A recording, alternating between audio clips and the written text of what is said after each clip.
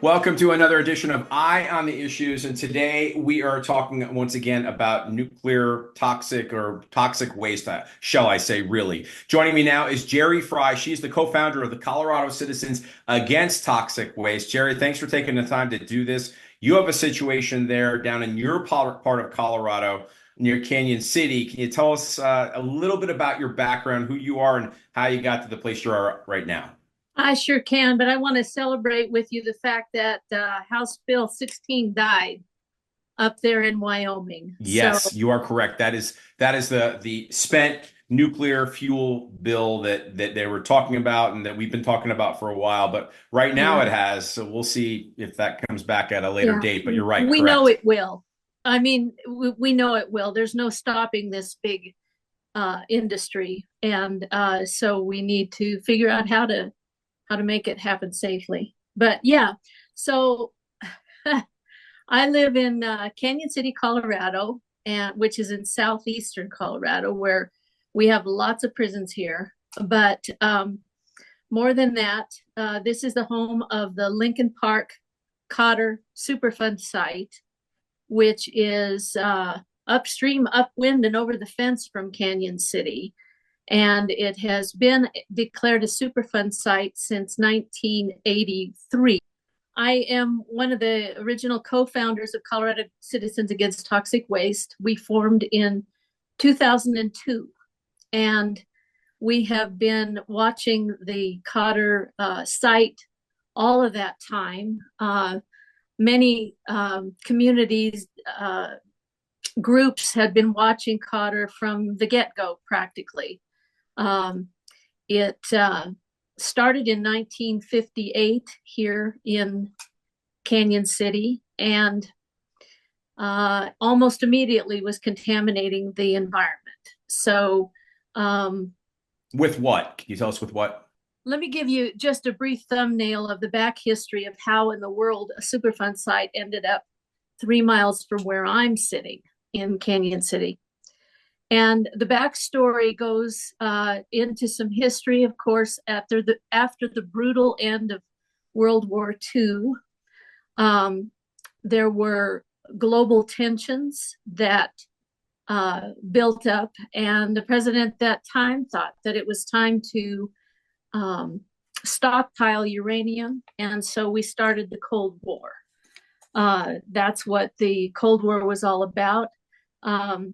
The federal government actually subsidized a mineral rush to find uranium, and that the government said, please run to the Colorado Plateau and see what uranium you could find, and anyone could strike it rich.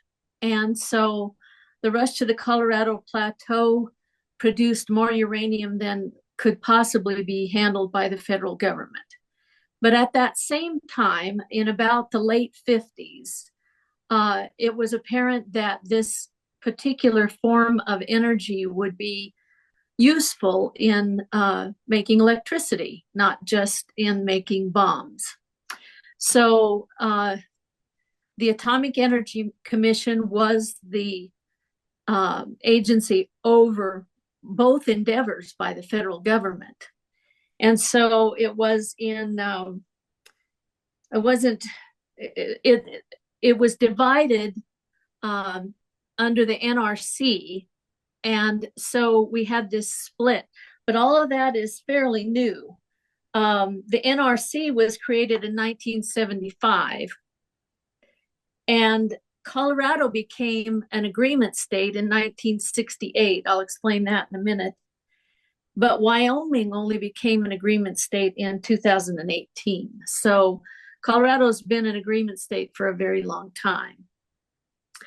But at the time that there was this glut of uranium, it became a public thing that could be done instead of just under the federal government. And so citizens were out gathering up uranium and prospecting here and there, and it was the biggest rush, bigger than any of the gold rushes, frankly. And so there were some men that decided that they would start a uranium processing mill, because there would be a need to process uranium as things moved into the commercial market away from the federal government. So Cotter Corporation was established in 1958, and they started processing uranium. And that process means that if a ton of uranium comes into the mill site, it is put through several crushers and into a slurry and some chemicals to precipitate out the yellow cake. And the yellow cake is the product that we want. And so that whole process means that 1 ton of uranium will produce about 4 pounds of yellow cake. So you can imagine that the amount of tailings that would be produced by this process is enormous. You mean the amount of waste, essentially, right? Right, right. And the waste includes not only the ore that did not get precipitated out into yellow cake or U3O8. It also meant all of the chemicals that it took to process that. So here at our site in the Lincoln Park Cotter Superfund site here in Cañon City, those wastes were put out on the bare ground. And because wait, just put out on the ground. Yeah. Nothing was done to treat it. Nothing was done to keep it secure. It was just put out. Yeah, no, the ponds, so to speak, were not lined. And you have to remember that this is in the beginning of our journey with uranium. That's not that many years ago. 1958 is when they started, and that was the best practice at the time. You put your stuff through the mill and you stockpile it off to the side. And tailings is the dry stuff and raffinates is the wet stuff. And many times it was all just a big slurry that was out on the ground. So we are smarter now.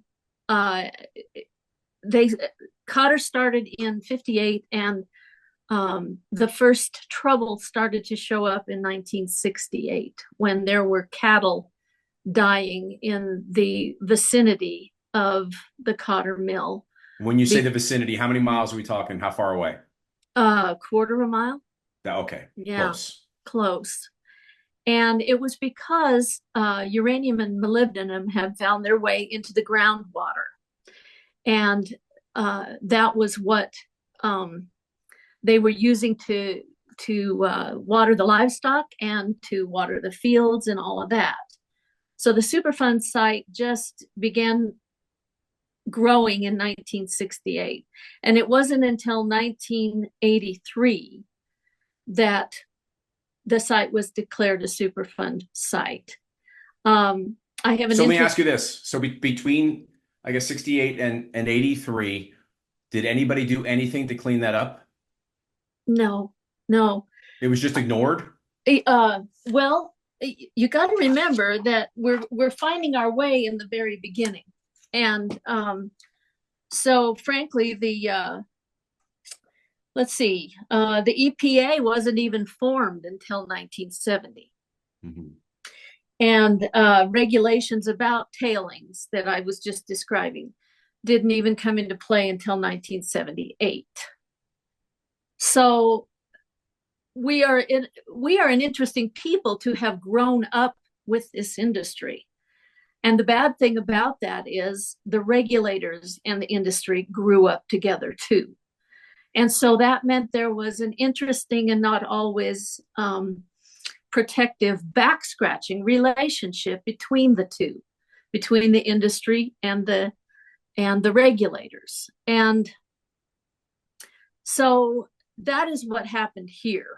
There was a lot of movement back and forth between the seats of the industry and the regulator. And so you can imagine the problem that would produce.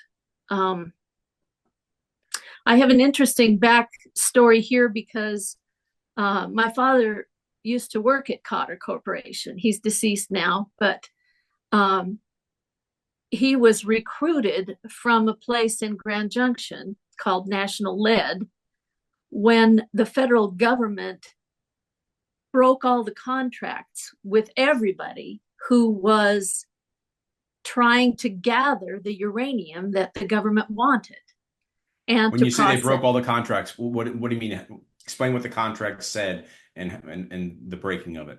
The Atomic Energy Commission guaranteed that they would buy all of the uranium. That was part of the agreement for the rush to the Colorado Plateau. And so places like Cotter Corporation, when they started in 58, they had a contract. They had a guaranteed buyer for their product, yellow cake, U3O8. And but that was completely severed at I think it was the end of 58, and whatever they had in stock before that, they could go ahead and process and get paid for, but they couldn't bring in anything new.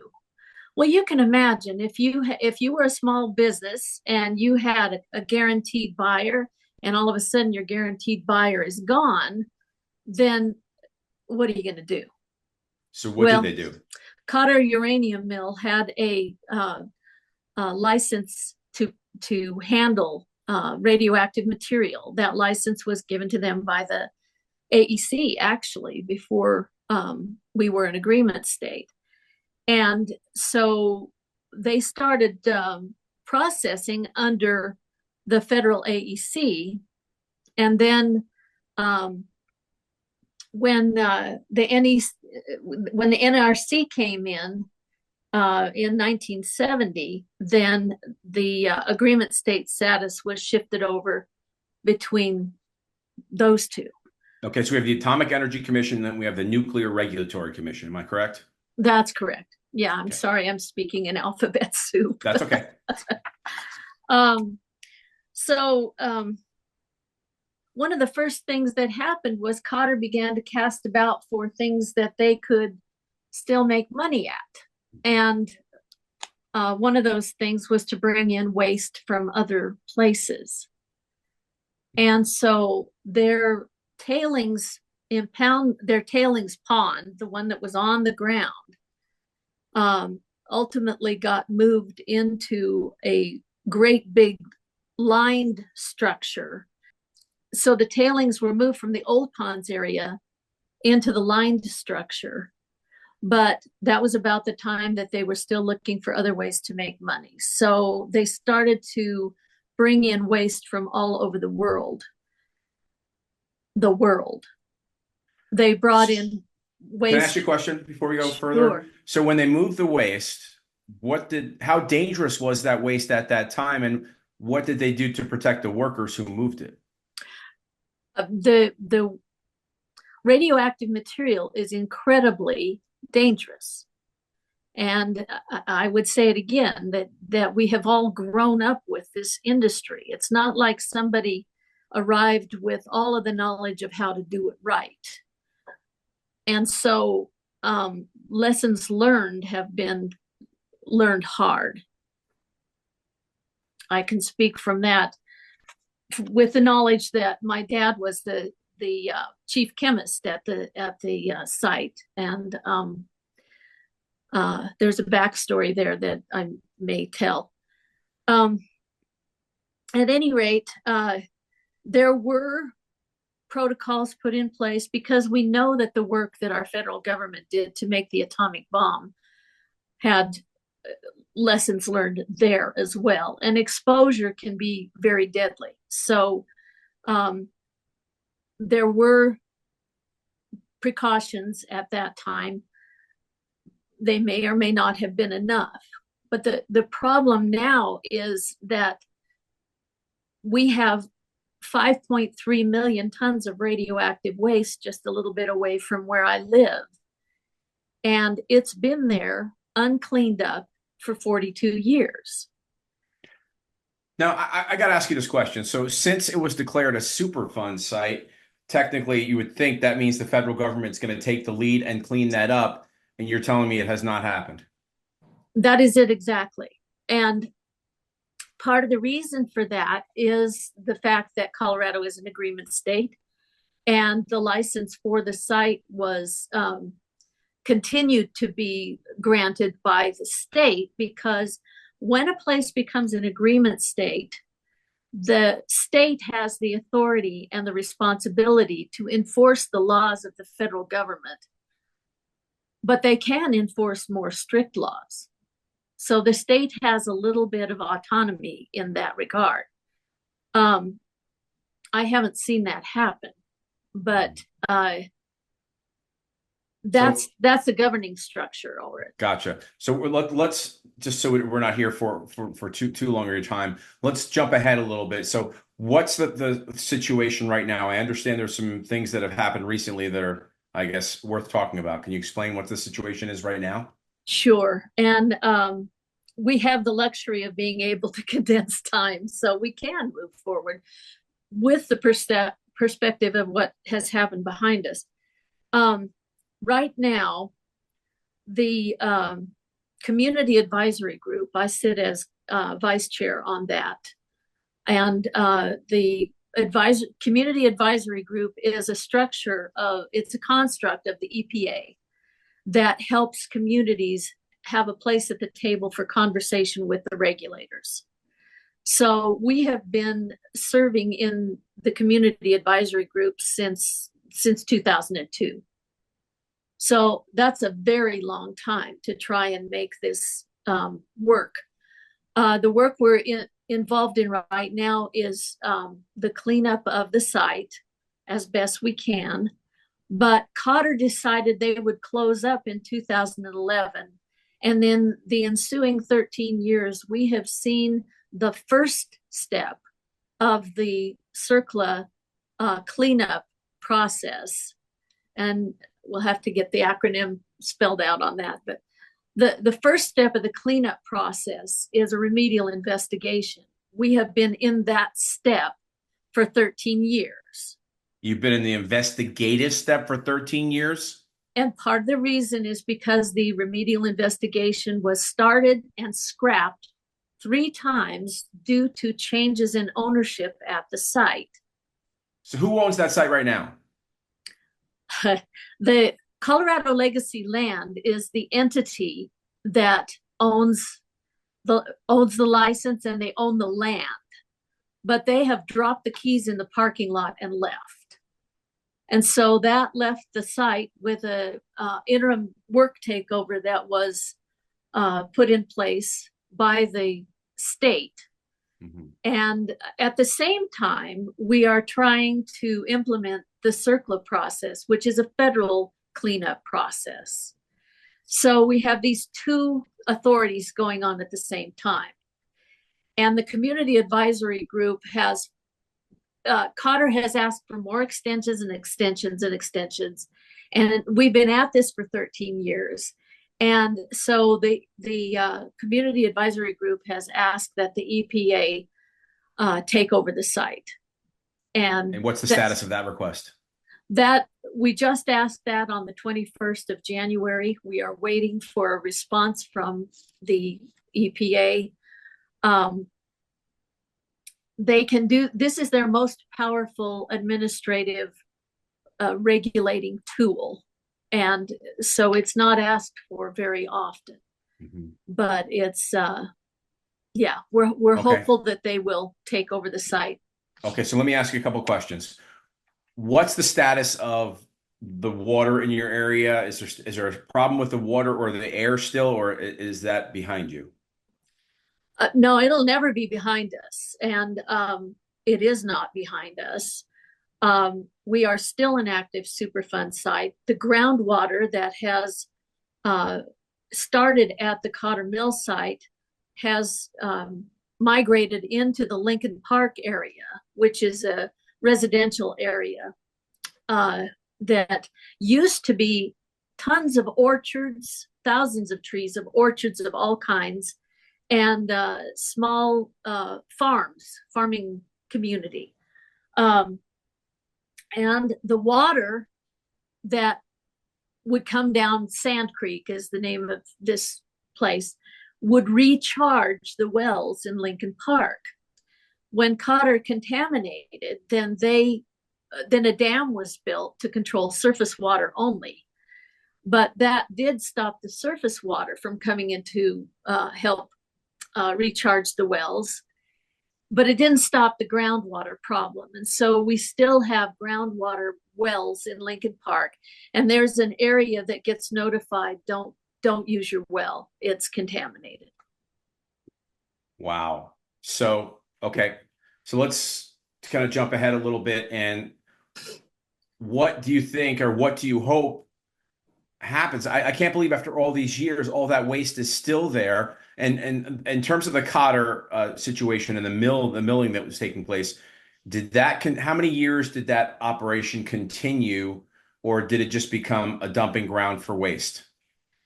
Well, the operation was on again, off again because of the fluctuations in the price of uranium over all of its production life. But ultimately, Cotter called it quits in 2011. And the process should have started the cleanup at that point. And so who is liable, do you believe? I would imagine Cotter. Is there anything left of the Cotter Corporation? Actually, yes. Cotter Corporation is a wholly owned subsidiary of General Atomics. General Atomics is a federal contracting company in California. They made the stealth bomber. So they are a big defense contractor for the federal government. And our suspicion is that they came in and they told us that they bought Cotter in 2000, the year 2000. But I don't know what that buying looks like when Cotter still remains. So under the EPA law, the CERCLA law, is they have to hold potentially responsible parties liable. Sure. And so anybody who had any piece of the action out there by way of ownership of the land or so forth is potentially responsible. So we have the state of Colorado, who leased the land. We have Commonwealth Edison, who was an owner. We have Cotter. We have General Atomics.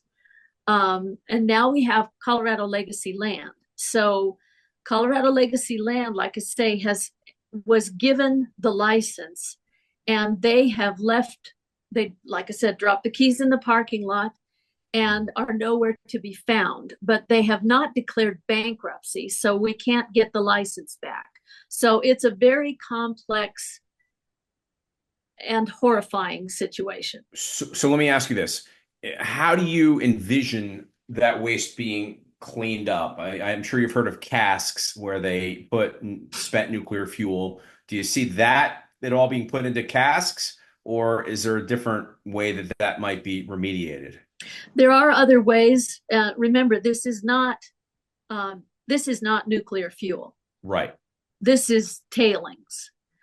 And but it's still, I'm sure it's still going to remain radioactive for probably thousands of years. 4.5 billion years. So we're talking about something that's going to outlive us. We can't even really plan for that.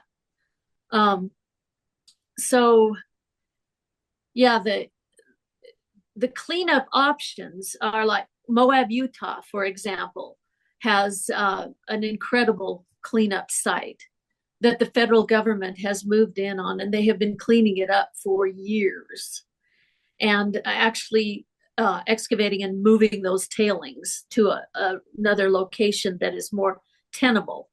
And here, that could be it. They could decide to just cover it over. One of the things that the CAG does is to say, our concern is that we are seeing contamination now that we've been at this for 42 years.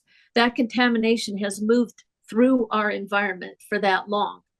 And so where is it? We need to know where it is.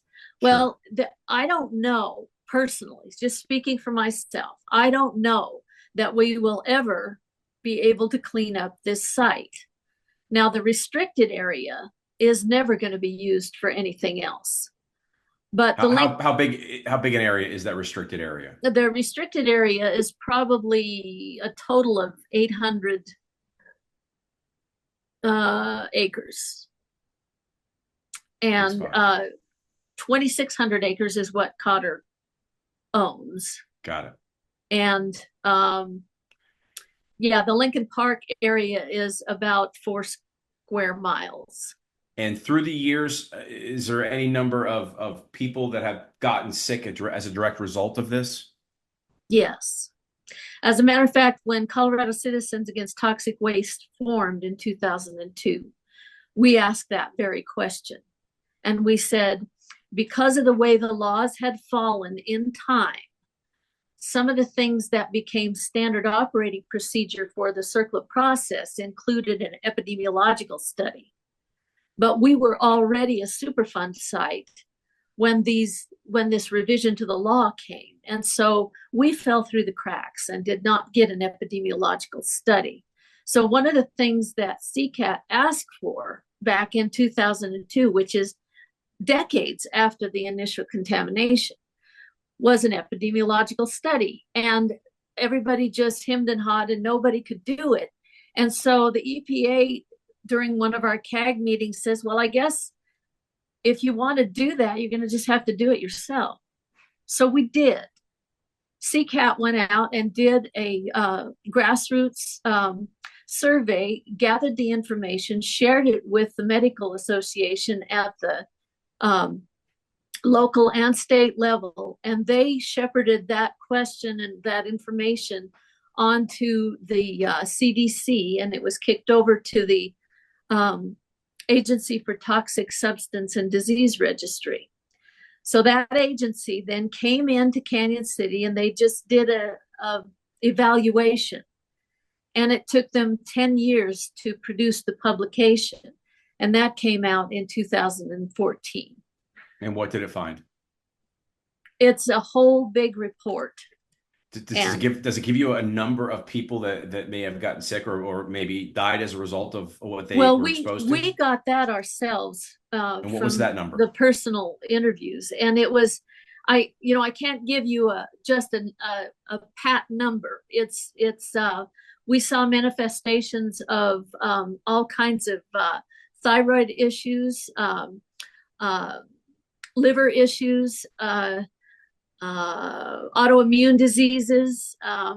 We saw evidence of birth defects that were generally, 1 in 700,000 live births, and our community, we had 5. And we don't even have that large of a population. Sure. So it was enough of a concern that we want this to be looked at so that when we ask questions about, how do we live with this safely? Mm-hmm. That we will get answers, and we're not getting those answers. Sure. Well, I'm glad you reached out to the EPA, and maybe with this new administration in Washington, maybe things could change a little bit. You see how it plays out. But let me ask you this. So knowing what you know about the state of Wyoming, and lawmakers, of course, just the measure that they wanted that was looking at the idea of being a location for storing spent nuclear fuel didn't make it out of committee. So this go around, it doesn't look like that's going to happen. But what's your advice to the people of Wyoming, knowing what you know about your situation? What would you suggest to them as they look at this possibility down the road? My advice would be, I have grown up and lived at the front end of the nuclear fuel cycle. And there has not been a sincere investment in policy or technology at the front end of the nuclear fuel cycle. And there is mining, milling, which is what we had here.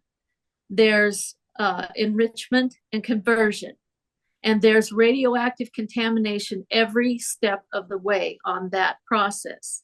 And those 4 steps have not changed since 1958.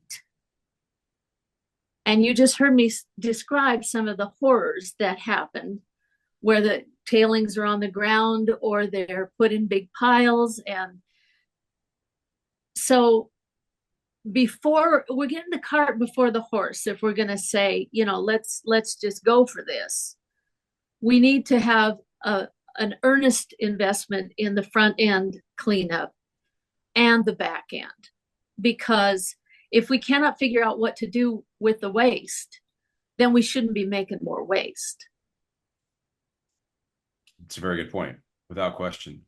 In our area here, I would just, and this may come up in Wyoming too. There's a piece of legislation in front of, I'm going to go testify at the legislature on the 13th of this month, next Thursday. They're wanting to call nuclear green.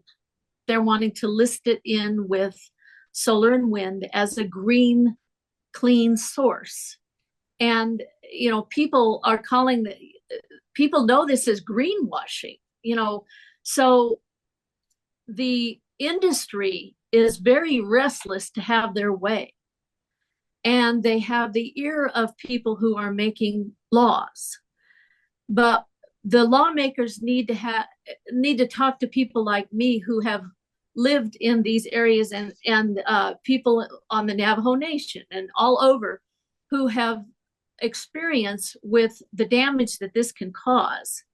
And we need a really circumspect approach to how we do this. If we're going to do it, and there's no stopping it, the people who want to do this are rich and powerful, and they're pushing hard.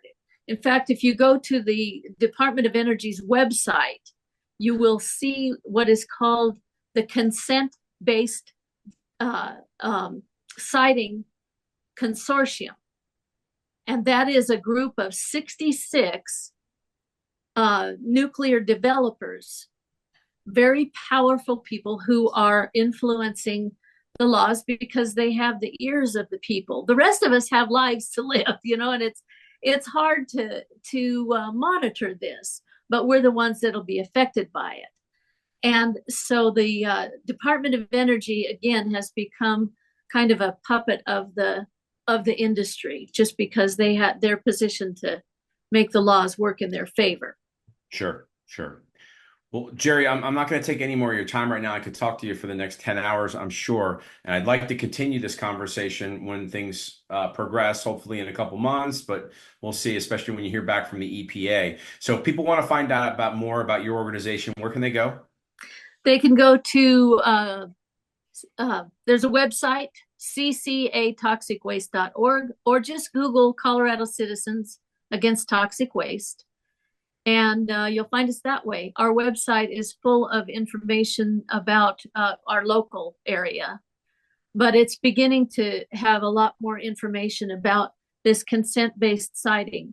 And this House Bill 16 that Wyoming just killed in committee, that was asking for a larger repository, I think.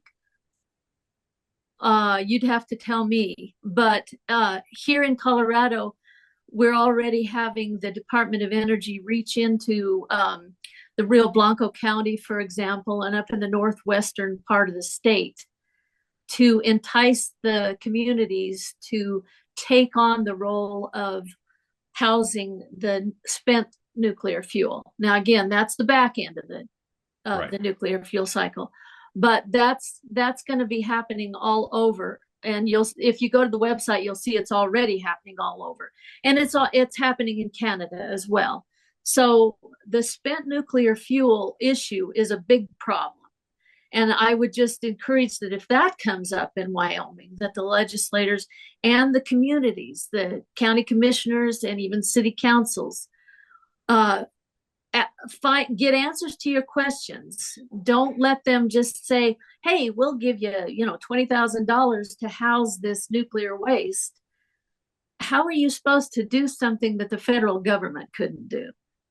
Yeah, very good point. Very good point. Jeri Fry, I really appreciate your time. And if folks out there watching this, you want to learn more about what's going on in Wyoming, you can go to wyliberty.org. Jeri, I'd like to continue this conversation, hopefully when you have some good news back from the EPA. All right, I will keep in touch.